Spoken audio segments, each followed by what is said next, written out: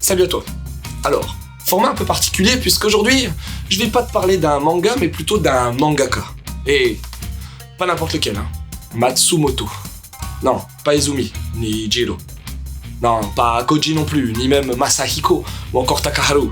Pas Tomoki ni Yoshihisa. Même pas Matsumoto Leiji. Non. Aujourd'hui, on va parler de Matsumoto Taiyo.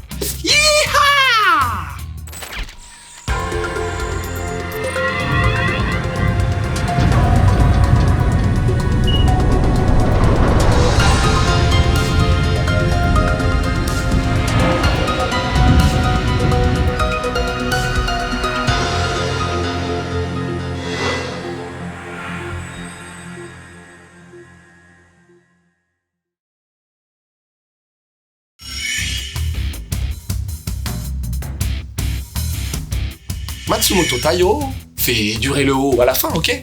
C'est un mangaka né en 67, à Tokyo. Fait durer le haut, également.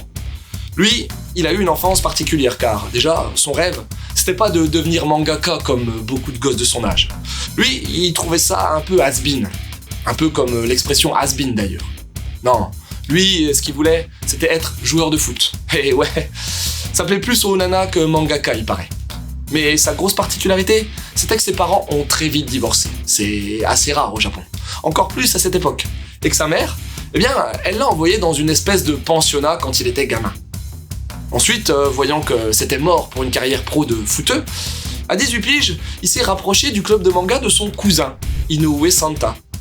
Désormais mangaka de Tokyo Tribe, s'il vous plaît. Et si on ajoute à ça sa découverte du Domu, d'Otomo Katsuhiro, ou bien la lecture d'œuvres de Yoshisa Akimi, Banana Fish, ou encore de Tsuge, un des papas du Gekiga, eh bien c'est la révélation, Taiyo sera mangaka. Bah, j'espère qu'il m'en voudra pas de l'appeler simplement Taiyo, c'est plus simple. Ensuite, il remporte quelques concours et publie Straight dans le Morning de la Kodansha à la fin des années 80. C'est un manga de sport, ce qui cartonne à l'époque, mais il est saoulé par la manière dont les éditeurs tentent de modifier son taf. C'est à ce moment-là qu'il part en France pour le boulot. Il va au Paris-Dakar. Et qu'il va découvrir la BD européenne, ses codes, son design, sa manière de bosser et quelques auteurs dont Mobius, De Crécy ou bien Prado. Et là, petit à petit, sa carrière va se mettre en place, son style va évoluer, mais ça, je t'en parlerai dans la partie suivante. Next.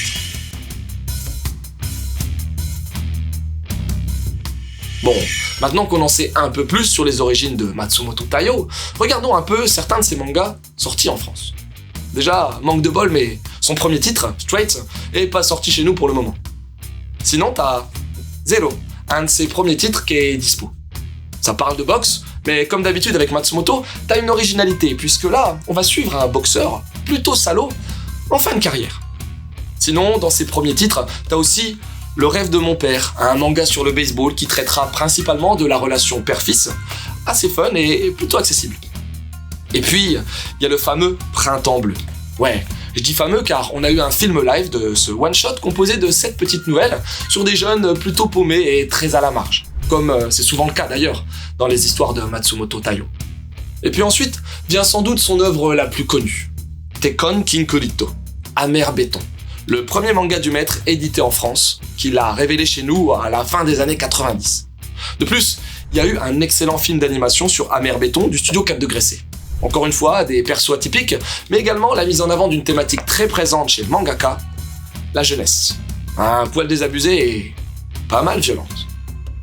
Après, t'as Frères du Japon, un autre recueil d'histoires courtes. Et là, je voudrais m'attarder 2 secondes sur un de mes titres favoris de Matsumoto Taiyo, Ping Pong. Ping Pong, c'est un manga sportif qui va bien au-delà de ce qu'on voit habituellement. C'est avec ce titre que je me suis vraiment rendu compte à quel point Matsumoto Taiyo maîtrisait sa gestion des cases et qu'il était en mesure de te raconter une histoire comme personne, avec un style à la fois déstructuré mais faisant sens et savant parfaitement gérer l'espace et le temps. En plus, les persos sont super bien pensés et travaillés.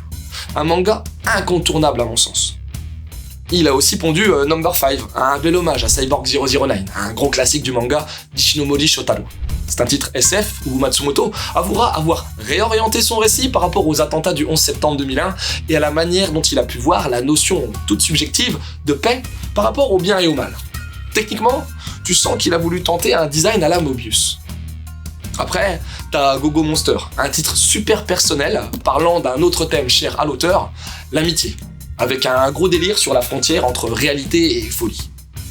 T'as aussi Éveil, une dinguerie graphique où tu sens que Matsumoto est avant tout un expérimentateur qui tente à chaque fois de nouvelles choses, que ce soit sur le plan esthétique ou bien narratif. Et puis, il y a aussi le Samouraï Bambou, sa vision graphique de l'époque Edo et de la rédemption face à la violence de l'époque. Ouais, je dis graphique car c'est un des rares mangas où il a juste dessiné une histoire scénarisée par un autre auteur. Après, forcément, faut que je te parle de Sunny, un titre hyper important dans la biblio de l'auteur, puisqu'en partie autobiographique. Oui, en partie car Matsumoto estime lui-même à 50 ou 60% le degré de vérité de ce titre, où on suivra des gosses se trouvant en centre d'accueil, comme Tayo à l'époque, et qui n'auront comme seul échappatoire qu'une vieille bagnole, une Nissan Sunny, pour pouvoir rêver.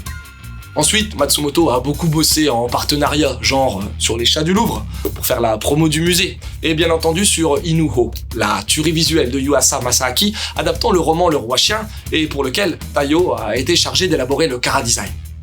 Sinon, depuis 2019, Matsumoto Sensei bosse sur Tokyo Higoro, qui raconte l'histoire d'un éditeur de manga contraint de mettre un terme à sa carrière, et ça arrivera chez nous en 2023.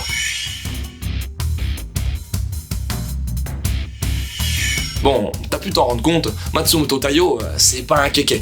Mais au-delà de ça, plein de choses montrent à quel point ce mangaka est hors norme, dans le sens littéral du terme. Niveau trait déjà, ça casse de nombreux codes, avec non seulement un trait déstructuré, fortement influencé par certaines mouvances occidentales, mais aussi par rapport à son évolution et à sa perpétuelle recherche de sensations nouvelles. Il varie beaucoup les techniques, voire les supports, et on sent bien que Matsumoto Tayo a un rapport singulier avec le mouvement, la perspective, et tout ceci est sublimé par une manière de mettre en case à la fois originale mais hyper pertinente. Avec ça, il devient maître de son propre espace-temps, ce qui lui permet de construire, comme il l'entend, ses propres univers. Car ouais, Tayo, c'est pas un auteur avec une vision classique de l'industrie du manga. Il bosse plutôt sur des séries courtes, et même s'il taffe parfois sur des thématiques classiques, mettant en avant les jeunes ou bien traitant du sport, il le fait toujours de manière décalée, avec des personnages décalés. Un peu comme lui en fait. On sent direct l'impact qu'a pu avoir son enfance sur sa manière d'écrire, et il y a toujours un gros côté nostalgique et tragique dans ses histoires. Un petit côté rêve perdu. Pour son mode de fonctionnement, il opère également d'une manière un petit peu particulière, en prenant plus son temps, en étant plus libre, et en bossant pas mal avec sa femme, Tono Saho. Ah, un autre truc que j'ai beaucoup aimé chez cet auteur, qui, j'en suis bien conscient, plaira pas à tout le monde, eh bien, c'est sa manière de voir amuser les analyses de son travail. Il dit lui-même que beaucoup de journalistes ou de spécialistes voient dans son œuvre certaines choses auxquelles, il a jamais forcément pensé. Un joli pied de nez à celles et ceux qui tentent de toujours tout analyser. En tout cas, si tu connais pas Matsumoto Tayo, ou si tu connais qu'une facette de ce talent atypique, je t'encourage vivement à lire quelques-uns de ses ovnis dans le paysage manga. Et ça tombe bien, on a chroniqué pas mal de ses titres en mangado. Sur ce, porte-toi bien et à une prochaine pour un autre portrait. A plus!